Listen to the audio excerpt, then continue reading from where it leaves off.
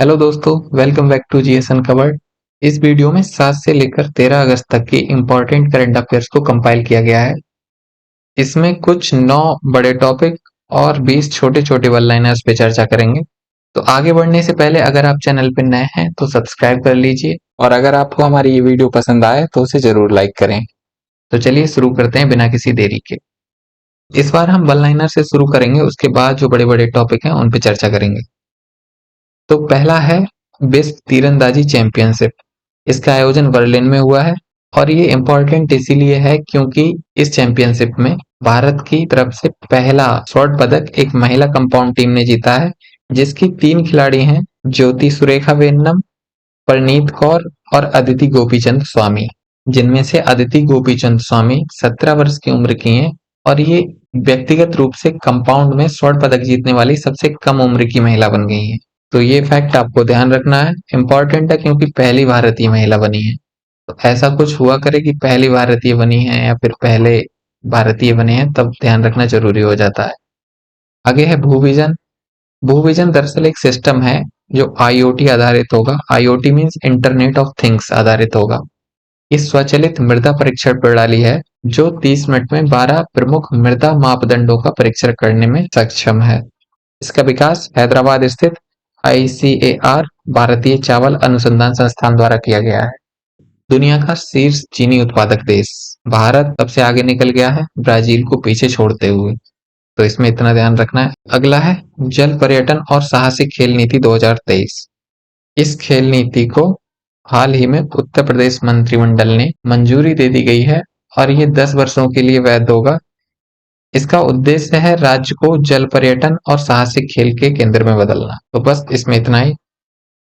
123वां Durand cup 5 अगस्त को इसे शुरू किया गया, असम के कोकराझार। बस इतना ही ध्यान रखना है, डूरंड कप का आयोजन असम में हो रहा है। Juice jacking. जूस जैकिंग एक टर्मिनोलॉजी है। ये साइबर हमले का ही एक रूप है। इसमें होता क्या है, डेटा चोरी करने या उपकरणों पर मेलवेयर इंस्टॉल करने के लिए हार्डवेयर और सॉफ्टवेयर का उपयोग करके सार्वजनिक यूएसबी पोर्ट के साथ छेड़छाड़ की जाती है और इसका उपयोग हैकर्स द्वारा लक्षित डिवाइस पर संग्रहित उपयोगकर्ता के पासवर्ड, क्रेडिट कार्ड की जानकारी का पता करना और भी सेंसिटिव डेटा को चुराने के लिए किया जाता है। तो जूस चेकिंग ध्यान रखेंगे किस चीज से संबंधित है। अगस्त क्रांति दिवस हर साल मनाया जाता है 8 अगस्त को। इस बार भी मनाया गया 8 अगस्त को। इम्पोर्टेंट इसीलिए है क्योंकि भारत छोड़ो आंदोलन इस दिन से शुरू हुआ था। भारत छोड़ो आंदोलन के बारे में कुछ जरूरी बातें जो आपको पता होनी चाहिए, वो ये कि 14 जुलाई 1942 को सबसे पहले 14 जुलाई को 14 जुलाई 1942 को वर्धा में एक मीटिंग आयोजित हुई थी जिसमें भारत छोड़ो आंदोलन का प्रस्ताव पारित किया गया और बाद में 8 अगस्त को, ये दो डेट, 8 अगस्त को ये मुंबई के ग्वालियर टैंक में 8 अगस्त को मुंबई के ग्वालियर टैंक में फाइनली इस प्रस्ताव को अनुमति मिल गई और इसीलिए इसे अगस्त संकल्प भी कहा गया। 8 अगस्त वाले दिन ही अरुणा आसफ अली नाम सुना होगा आपने। अरुणा आसफ अली ने ग्वालियर टैंक के मैदान में ही झंडा फहराया था और जो भारत छोड़ो का नारा है वो किसने दिया था, क्वेश्चन आ जाए तो वो याद रहना चाहिए, यूसुफ मेहर अली। यूसुफ मेहर अली ने। चलिए आगे देखते हैं। आगे है आदि चन्नालूर संग्रहालय। इसकी अभी आधारशिला रखी गई है वित्त मंत्री निर्मला सीतारमण द्वारा तमिलनाडु के थुथुकुडी जिले में। तमिलनाडु के थुथुकुडी जिले में आदि चन्नालूर संग्रहालय की स्थापना रखी गई है। ये एक विश्व स्तरीय पुरातात्विक प्रयास है जो आगंतुकों को भारत के प्राचीन और अतीत की एक मनोरम यात्रा पर ले जाएगा। लूना 25 बहुत ज्यादा चर्चा हो रही है इसकी क्योंकि ये हमारे चंद्रयान 3 की तरह ही है। रूस द्वारा लॉन्च किया गया है, चंद्र मिशन है रूस का। तो ये और भारत का चंद्रयान दोनों शायद 23 अगस्त को ही पहुंच रहे हैं, ऐसा अंदाजा लगाया जा रहा है। तो इनमें कोई क्लैश हो क्या हो इसको लेके डाउट है। हालांकि जो रूस की अंतरिक्ष एजेंसी है रॉसकॉस्मोस, उसने कहा है कि ऐसा कुछ नहीं है, इन दोनों में कोई टकराहट नहीं होगी, सब कुछ ठीक रहेगा। आगे देखते हैं। आगे है मालाबार अभ्यास 2023। इस अभ्यास में कौन कौन देश स्थायी भागीदार होते हैं वो आपको ध्यान रखना है। अमेरिका, जापान और भारत, ये 3 सदस्य होते हैं, अमेरिका, जापान और भारत। इस बार इसका आयोजन ऑस्ट्रेलिया में सिडनी के निकट किया जा रहा है और इसमें भारत की तरफ से आईएनएस सह्याद्री और आईएनएस कोलकाता भाग लेंगे। आगे है मणिपुर हिंसा मामले की समिति। ये समिति गठित की गई है और इस समिति में उच्च न्यायालय की पूर्व महिला न्यायाधीश शामिल होंगी और इसकी अध्यक्ष होंगी जम्मू कश्मीर उच्च न्यायालय की पूर्व मुख्य न्यायाधीश गीता मित्तल। गीता मित्तल इसकी अध्यक्ष होंगी और जो अन्य सदस्य होंगे उनमें एक बंबई उच्च न्यायालय की पूर्व न्यायाधीश शालिनी फड़सलकर और दूसरी दिल्ली उच्च न्यायालय की पूर्व न्यायाधीश आशा मेनन, ये शामिल होंगी। तो 3 सदस्य हैं, गीता मित्तल अध्यक्ष होंगी, शालिनी फड़सलकर और आशा मेनन, ये दोनों इसके सदस्य होंगे। आगे है 31वां वर्ल्ड यूनिवर्सिटी गेम। इसका आयोजन हुआ हाल ही में चीन के चेंगदू में। पिछली बार चर्चा में रहा था स्टेबल्ड वीजा को लेके, इस बार चर्चा में आया है क्योंकि भारत ने अब तक का इसमें सबसे अच्छा प्रदर्शन किया है। 4 खेलों में कुल 26 पदक जीते हैं। आगे है महाकवि सुब्रमण्य भरतियार। अभी हाल ही में क्या हुआ है, राष्ट्रपति भवन में इनकी प्रतिमा का अनावरण किया गया राष्ट्रपति द्वारा और साथ में राजभवन जो है उसके दरबार हॉल का नाम बदलकर भरतियार मंडपम कर दिया गया है। तो ये 2 चीजें ध्यान रखने लायक बातें हैं। आगे है मेमोरीज नेवर डाई पुस्तक। मेमोरीज नेवर डाई पुस्तक अभी हाल ही में लॉन्च की गई अब्दुल कलाम को श्रद्धांजलि देने के लिए और इस पुस्तक के लेखक जो सह लेखक हैं उनमें एपीजेएम नसीमा मरकियार और दूसरे बाईवी राजन। तो मेमोरी नेवर डाई पुस्तक ध्यान रखनी है किसने लिखी है और किसको श्रद्धांजलि देने के लिए लॉन्च की गई। आगे है एशियाई चैंपियंस ट्रॉफी। एशियाई चैंपियंस ट्रॉफी भारत इसमें जीत गया है। चेन्नई में इसका आयोजन हुआ था और भारत ने फाइनल में मलेशिया को 4-3 से मात देकर इस ट्रॉफी पर कब्जा कर लिया है। आगे देखते हैं स्वाति MK2 रडार। इस रडार को स्वाति माउंटेन भी कहा जाता है और ये एक वेपन लोकेटिंग रडार है। वेपन लोकेटिंग रडार का मतलब जो हथियारों को लोकेट करता है, पता लगाता है। तो इसे विशेष रूप से पहाड़ी और उच्च ऊंचाई वाले क्षेत्रों में संचालन के लिए डिजाइन किया गया है। इसका निर्माण किसने किया है? भारत इलेक्ट्रॉनिक लिमिटेड, बेंगलुरु में स्थित है भारत इलेक्ट्रॉनिक लिमिटेड। ये जरूरी नहीं है कि इसका निर्माण किसने किया है, बस इतना ध्यान रहे स्वाति माउंटेन क्या है या फिर स्वाति MK2 रडार क्या है। आगे है केरलम। केरल की विधानसभा ने एक प्रस्ताव पारित किया है सर्वसम्मति से और केंद्र सरकार से ये आग्रह किया है कि केरल का नाम बदलकर केरलम कर दिया जाए। तो अभी आग्रह किया है, जब बदला जाएगा तब इस पे चर्चा करेंगे आगे भी। आगे है कार्बन लाइट मेट्रो ट्रेवल। ये दिल्ली मेट्रो का प्रयास है, carbon light metro travel. Delhi metro rail corporation उसने इसकी शुरुआत इसीलिए की है ताकि जो यात्री हैं उनको यात्रा विकल्पों के बारे में जानकारी दी जाए और उनके पर्यावरणीय प्रभावों के बारे में बताया जाए कि आप जिन साधनों से यात्रा करते हैं उनके पर्यावरणीय प्रभाव कितने हैं। इसमें बताया गया कि परिवहन के अन्य साधनों की अपेक्षा मेट्रो को चुनकर वे कार्बन डाइऑक्साइड उत्सर्जन में कमी लाने में योगदान कर सकते हैं। इसमें एक अच्छी बात ये भी होगी कि मेट्रो यात्रा करने वाले यात्रियों द्वारा अर्जित CO2 बचत को उनके टिकटों पर प्रमुखता से प्रदर्शित किया जाएगा। ये एक मोटिवेशनल चीज हो गई ताकि लोगों को और प्रोत्साहन मिले मेट्रो से यात्रा करने का। मतलब जितने भी सार्वजनिक वाहन हैं उनसे यात्रा करें अपने निजी वाहनों को छोड़ के और जिनमें मेट्रो सबसे अच्छा विकल्प होगा। ये दिल्ली मेट्रो कॉरपोरेशन का प्रयास है। आगे है सुस्वागतम पोर्टल। इसे अभी सुप्रीम कोर्ट ने लॉन्च किया है और इसका उद्देश्य क्या होगा? अधिवक्ताओं और भी आगंतुक या फिर ट्रेनीज और अन्य लोगों को जो स्वयं को विभिन्न उद्देश्यों जैसे कि न्यायालय की सुनवाई में भाग लेना चाहते हो या फिर अधिवक्ताओं से मिलना चाहते हो या फिर अन्य किसी काम के लिए आना चाहते हो तो उनके लिए ई पास बनाया जाएगा और ई पास के माध्यम से उनको आने की अनुमति दी जाएगी। तो वो सुस्वागतम पोर्टल पर जाकर अपने आप को रजिस्टर कर सकते हैं और ई पास के लिए अप्लाई कर सकते हैं। आगे है नया स्पेस पोर्ट। ये स्पेस पोर्ट बनाया जा रहा है तमिलनाडु के कुलसेरकर पट्टिनम में।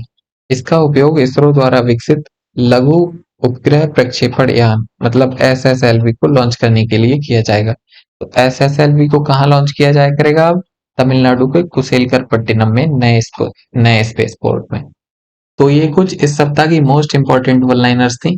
अगर आप यहाँ तक आ ही गए हैं साथ में तो वीडियो को लाइक कर दीजिए और लोगों को शेयर भी कर दीजिए। और अब बढ़ते हैं आगे बड़ी खबरों की तरफ। अभी हाल ही में इंटरपोल ग्लोबल एकेडमी का आयोजन, इसके कार्यक्रम का आयोजन सिंगापुर में हुआ 8 अगस्त 2023 को। तो उस कार्यक्रम में जो भारत की सीबीआई है, भारतीय केंद्रीय जांच ब्यूरो, वो इसके 10वें सदस्य के रूप में आधिकारिक तौर पे शामिल हुआ है। तो जानते हैं इंटरपोल ग्लोबल एकेडमी के बारे में।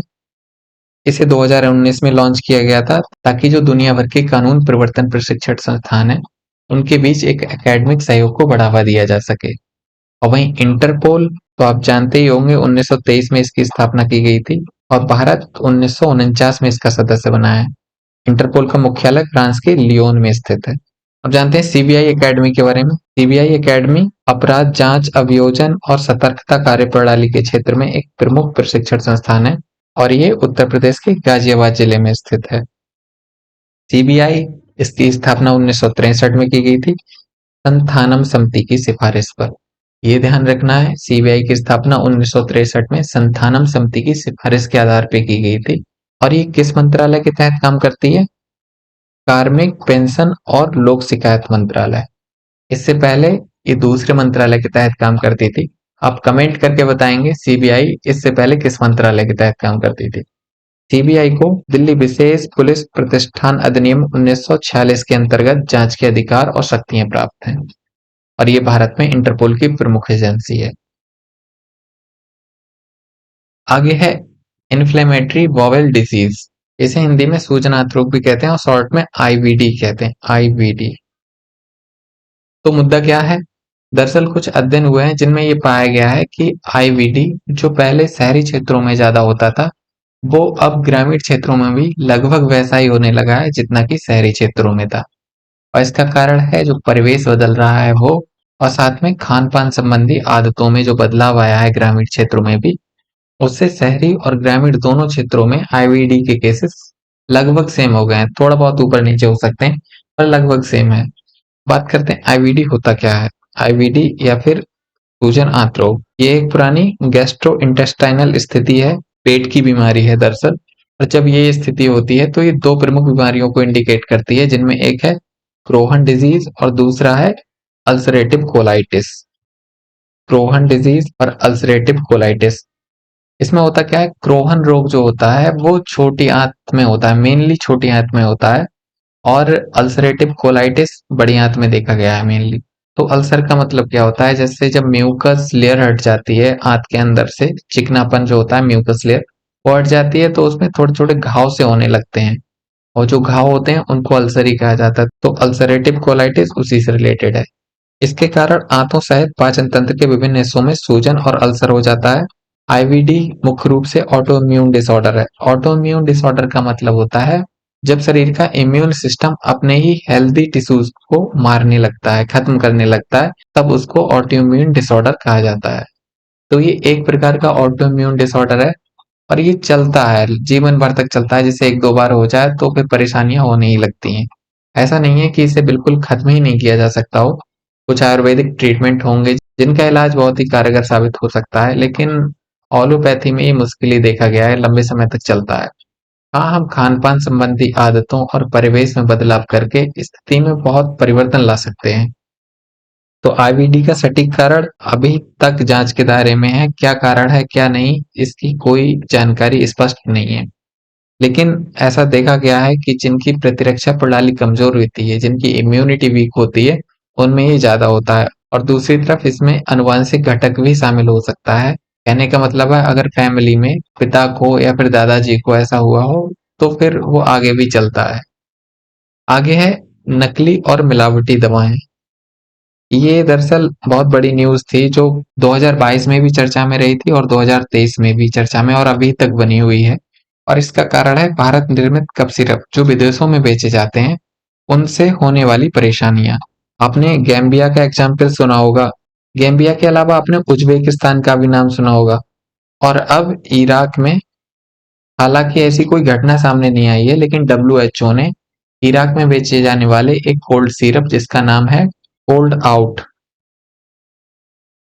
आउट को लेके चेतावनी जारी की है कि ये उपभोग के लिए दूषित और असुरक्षित है।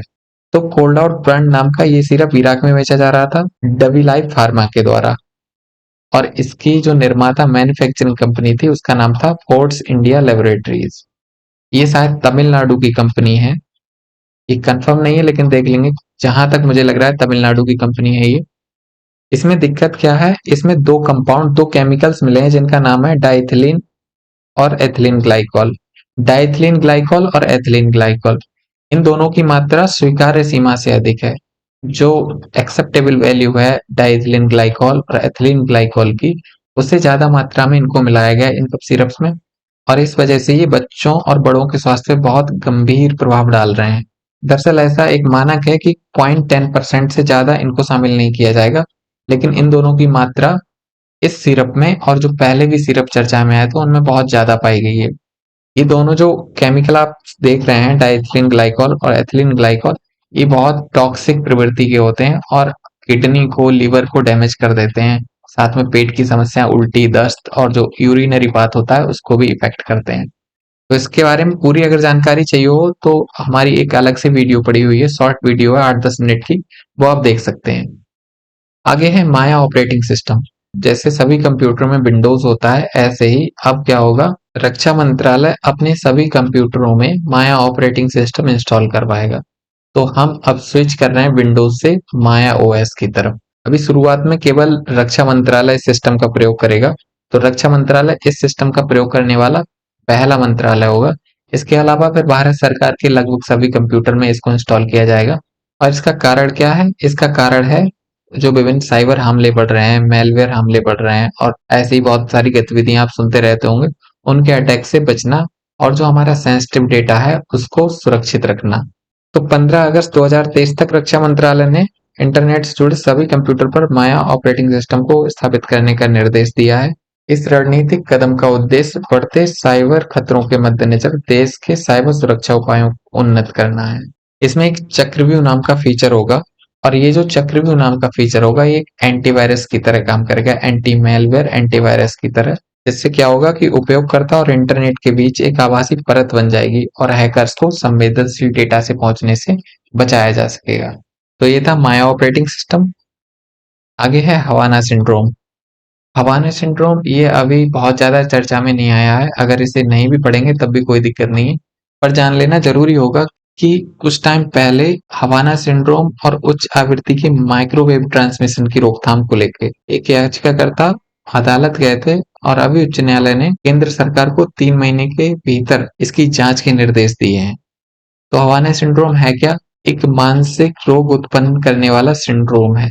सिंड्रोम दरअसल एक लक्षणों का बंडल होता है जिसमें कई बीमारियां हो सकती हैं और जो कई बीमारियों को जन्म दे सकता है। तो अभी अमेरिका सहित अन्य देशों के दूतावासों के कर्मचारियों द्वारा इसे अनुभव किया गया था। हालांकि भारत में अभी इसको लेके केवल एकमात्र रिपोर्ट ही प्रकाश में आई है, लेकिन अमेरिका सहित अन्य देशों के दूतावासों के जो कर्मचारी हैं वहां अनुभव किया गया।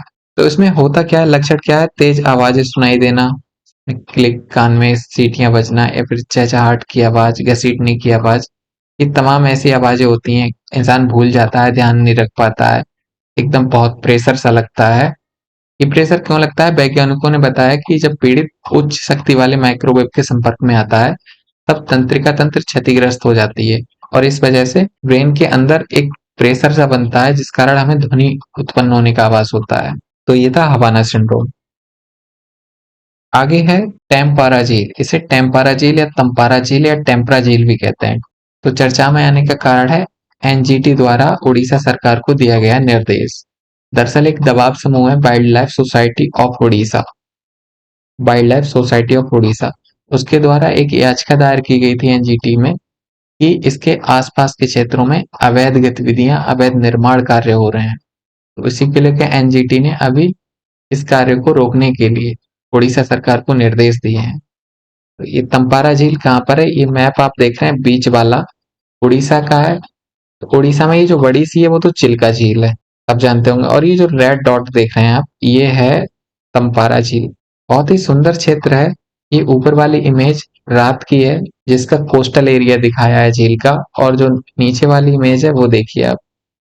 तो यहाँ पर बहुत सारी मछलियों की प्रजातियां पाई जाती हैं, बहुत सारे पक्षी भी आते हैं। वेटलैंड है ये उड़ीसा का, दरअसल बहुत सारे पक्षी भी आते हैं, तो उसको संरक्षित करने के लिए एनजीटी ने ये निर्देश दिया है। जानते हैं तम्पारा झील के बारे में? उड़ीसा के गंजम जिले में स्थित है और एक मीठे पानी की झील है।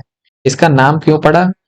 यहाँ की जो भूमि थी वो धीरे धीरे वर्षा जल के प्रभाव से भरने लगी, जिस कारण अंग्रेजों ने इसे टैंप कहा और बाद में स्थानीय लोगों द्वारा इसे टेम्परा या तंपारा कहा गया। आर्द्र भूमि क्या होती है, इससे ही जुड़ा टॉपिक है, जान लेना जरूरी होगा। आर्द्र भूमि उन स्थलों को कहा जाता है जो जल से ढके या फिर अंशतः जल से घिरे होते हैं। दलदल जैसे क्षेत्र, जैसे तालाब, जलाशय, झीलें, नदी, डेल्टा, डेल्टा क्षेत्र, पंख भूमि, बाढ़ के मैदान, दलदली भूमि, धान के खेत, बैराज भूमि आदि। बहुत सारी चीजें होती हैं जिनको आर्द्र भूमि में शामिल किया जाता है, लेकिन भारत सरकार किन चीजों को आर्द्र भूमि में शामिल करती है वो देखना जरूरी होगा। नदी, चैनल, धान के क्षेत्र और कुछ अन्य क्षेत्र हैं, उनको आर्द्र भूमि में शामिल नहीं करती, क्योंकि ये जो क्षेत्र हैं वो कहीं ना कहीं वाणिज्यिक गतिविधियों से जुड़े होते हैं। तो इसी वजह से भारत सरकार द्वारा इन्हें आर्द्र भूमि की परिभाषा में शामिल नहीं किया जा सकता। आर्द्र भूमियों को संरक्षित करने के लिए 2 फरवरी 1971 को ईरान के रामसर शहर में एक अंतरराष्ट्रीय संधि की गई थी, जिसमें आर्द्र भूमियों को संरक्षित करने के लिए कुछ प्रतिबद्धताएं की गई और भारत द्वारा इस संधि पर हस्ताक्षर 1982 में 1 फरवरी 1982 में किया गया। 2 फरवरी को ये संधि हुई थी, इसीलिए हर वर्ष 2 फरवरी को आर्द्र भूमि दिवस मनाया जाता है, विश्व आर्द्र भूमि दिवस। ये याद रखना जरूरी है क्योंकि पीसीएस में इससे क्वेश्चन आ चुके हैं। मॉन्ट्रेक्स रिकॉर्ड इससे ही जुड़ा है। मॉन्ट्रेक्स रिकॉर्ड में दरअसल वो आर्द्र भूमियां शामिल की जाती हैं जिनके पारिस्थितिकीय तंत्र में परिवर्तन हुए हैं या हो रहे हों, या फिर तकनीकी विकास, प्रदूषण या और भी कोई समस्याओं के कारण पारिस्थितिकीय तंत्र में परिवर्तन होने की संभावना हो। कहने का मतलब या फिर परिवर्तन हो गया हो या फिर परिवर्तन होने की संभावना हो, तो उसे मॉन्ट्रेक्स रिकॉर्ड में दर्ज किया जाता है। भारत में वर्तमान में केवल 2 स्थल ऐसे हैं जो इस रिकॉर्ड में शामिल हैं, जिनमें एक है केवलादेव राष्ट्रीय उद्यान जो राजस्थान में, और दूसरा है लोकटक झील मणिपुर। इसमें एक तीसरा स्थल भी शामिल था जिसे चिल्का झील कहते हैं, जो अभी आपने देखा उड़ीसा में। चिल्का झील को 1993 में शामिल किया गया था क्योंकि इसमें गाद की समस्या आ गई थी, लेकिन भारत सरकार द्वारा किए गए प्रयासों से ये समस्या हट गई और फाइनली 2002 में इसे इस रिकॉर्ड से बाहर कर दिया गया। तो अभी केवल 2 हैं, वो दोनों आपको याद रखने हैं, केवलादेव राष्ट्रीय उद्यान और लोकटक झील। ये मॉन्ट्रेक्स रिकॉर्ड की बात हो रही है। भारत में आर्द्र भूमियां तो बहुत हैं, 75 आर्द्र भूमियां हैं। आगे है डिजिटल स्वास्थ्य प्रोत्साहन योजना। ये योजना इस साल की शुरुआत में लॉन्च की गई थी 1 जनवरी 2023 को। अभी चर्चा में आने का कारण है कि इसे 31 दिसंबर 2023 तक एक्सटेंड कर दिया गया है। दरअसल योजना का उद्देश्य था जितनी भी स्वास्थ्य वितरण संस्थाएं हैं, जैसे हॉस्पिटल हो गए, डायग्नोस्टिक सेंटर हो गए या फिर और भी जगह, उन सबको फंडिंग उपलब्ध कराना ताकि वो और बेहतर तरीके से काम कर सकें। ये योजना देश भर में स्वास्थ्य वितरण में डिजिटल स्वास्थ्य प्रौद्योगिकियों एवं कार्य प्रणालियों को अपनाने में बढ़ावा देने हेतु एक महत्वपूर्ण उत्प्रेरक साबित हुई है, इसीलिए इसे 31 दिसंबर तक बढ़ा दिया गया है। तो इसमें जानने के लिए और कुछ नहीं है। आगे है अमृत भारत स्टेशन योजना। इसकी घोषणा तो बहुत पहले हो चुकी है, लेकिन अभी प्रधानमंत्री ने एक आभासी कार्यक्रम के माध्यम से भारत में 508 रेलवे स्टेशनों को बदलने की महत्वाकांक्षी परियोजना का उद्घाटन किया है। स्टेशन तो लगभग 1309 है, 1309 प्रमुख स्टेशनों को बदला जाएगा, लेकिन अभी 508 स्टेशन के साथ इसका उद्घाटन किया है। इस योजना की शुरुआत फरवरी 2023 में, ये एक बार देख लेना आप लोग, दिसंबर में भी इस योजना की चर्चा की गई थी, दिसंबर 2022 में। तो एक बार देख लेना ये दिसंबर 2022 या फरवरी 2023। फिलहाल फरवरी 2023 में रेल मंत्रालय द्वारा और आवास और शहरी मामलों के मंत्रालय के सहयोग से शुरू की गई थी। तो 2 मंत्रालय इससे कनेक्टेड है, रेल मंत्रालय प्लस आवास और शहरी मामलों का मंत्रालय। इस योजना में पुनर्विकास प्रक्रिया में निजी क्षेत्र, राज्य सरकार और स्थानीय सरकारों को भी शामिल किया जाएगा। सबसे अधिक स्टेशनों वाले कुछ राज्य उत्तर प्रदेश और राजस्थान है, जिनमें प्रत्येक में 55 स्टेशन है।